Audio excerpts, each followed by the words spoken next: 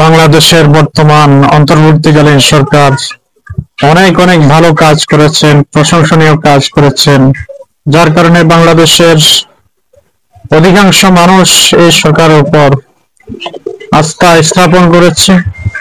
কিন্তু এই সমস্ত কাজের মধ্যে অন্তর্বর্তীকালীন সরকার এমন দুটি খারাপ কাজ করেছে যেটা ইতিহাসের কালো পাতায় স্মরণীয় হয়ে লিখিত থাকবে।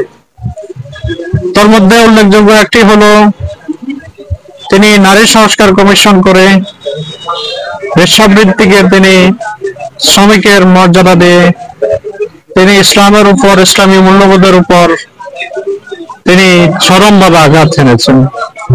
আরেকটি হলো, আজকের দিনে জাতিসংঘের কার্যালয় বাংলাদেশে স্থাপন করার খসড়ায় অনুমতি দিয়ে তিনি ইসলামী মূল্যবোধ, আলেম ওলামা, ধর্মপ্রাণ মুসলমানদের আবেগ এবং অনুভূতি তিনি চরমভাবে আঘাত করেছেন।